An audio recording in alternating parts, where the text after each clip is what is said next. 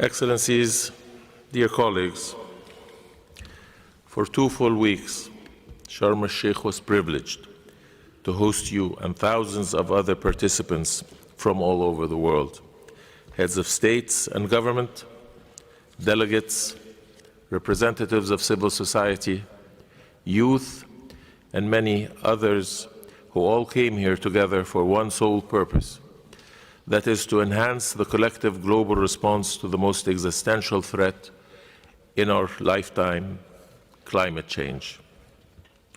The work that we've managed to do here in the past 2 weeks and the results we have together achieved are a testament to our collective will as a community of nations to voice a clear message that rings loudly today, here in this room and around the world, that multilateral diplomacy still works, that despite the difficulties and the challenges of our times, the divergence of views, level of ambition or apprehension, we remain committed to the fight against climate change, and that as much as skeptics and pessimists thought that climate action will be taking a back seat on the global agenda, we rose to the occasion, upheld our responsibilities, and undertook the important decisive political decisions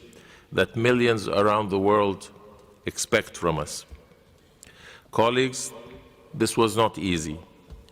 We worked around the clock, long days and nights, strained and sometimes tense, but united and working for one aim, one higher purpose, one common goal that we all subscribe to and aspire to achieve.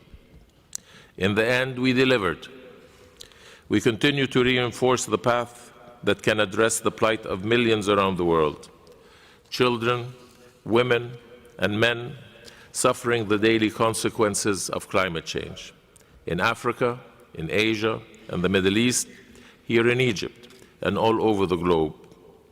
We listened to the calls of anguish and despair resonating from one end of Pakistan to the other, a country with literally more than a third of its area flooded, a resounding alarm of the future that awaits us beyond 1.5 degrees.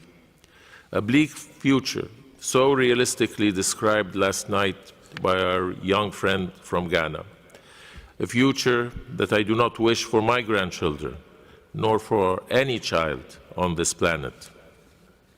My friends, we heard the calls and we responded. Today, here in Sharm el-Sheikh, we established the first ever dedicated fund for loss and damage, a fund that has been so long in the making.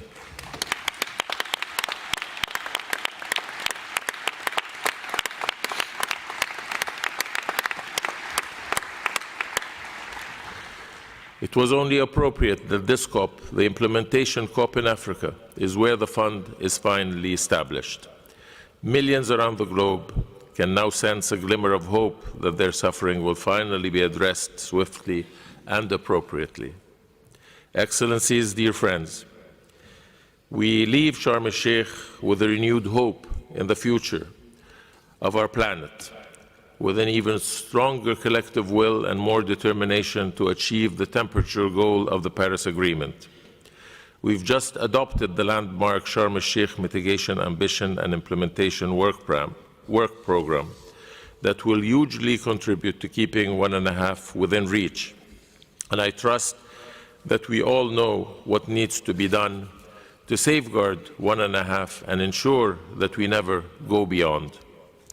Here in Egypt, we have proven once again that the world listens to the scientific community, that our efforts will remain guided and based on best available science, and that we will take all necessary measures and steps to ensure that we continue to urgently scale up mitigation action and ambition in this critical decade.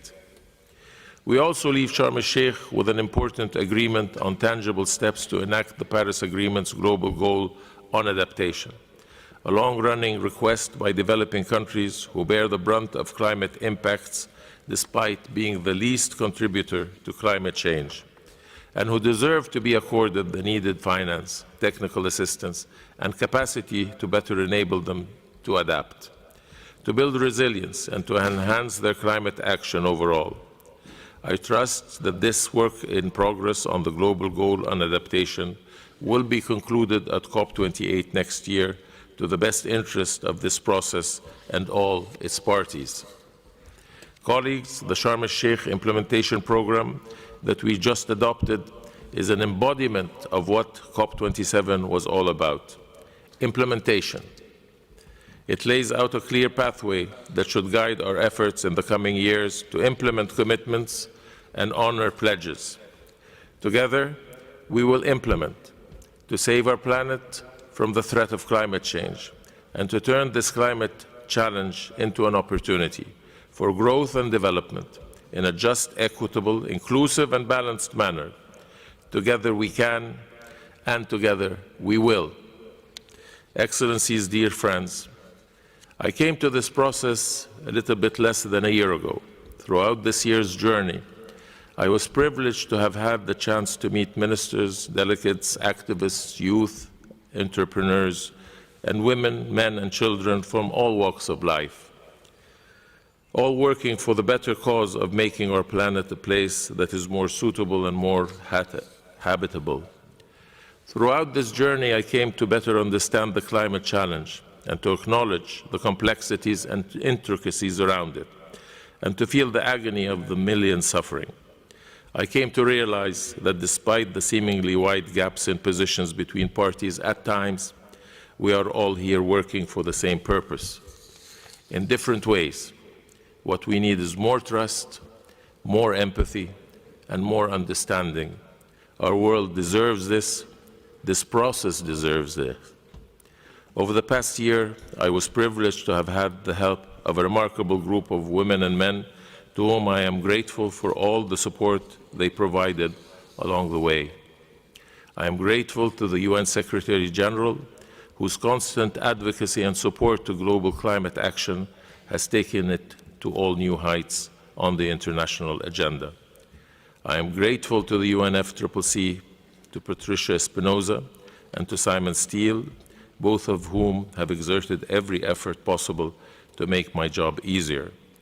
I am grateful to colleagues in the UNFCCC Secretariat, working tirelessly and silently behind the scenes to ensure that this process remains relevant, responsive, and fit for purpose, and that the transition from one COP presidency to another is seamless and effective.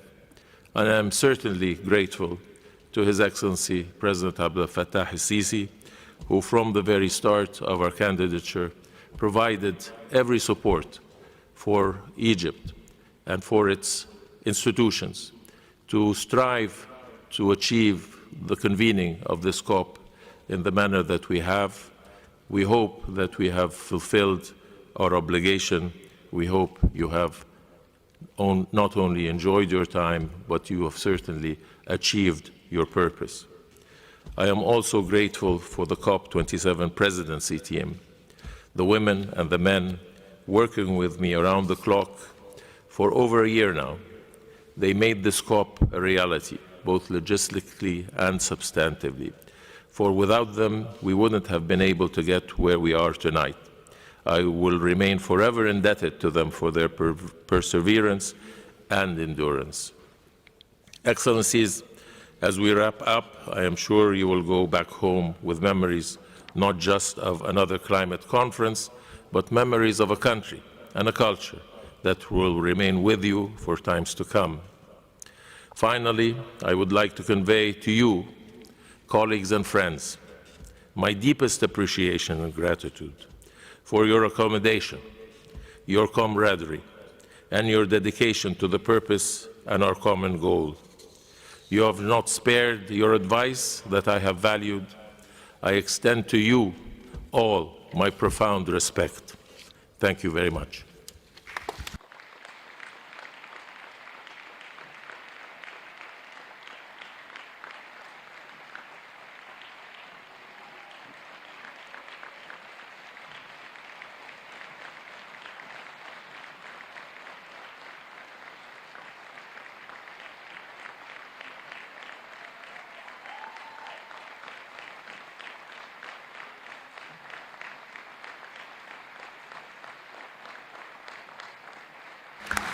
Thank you.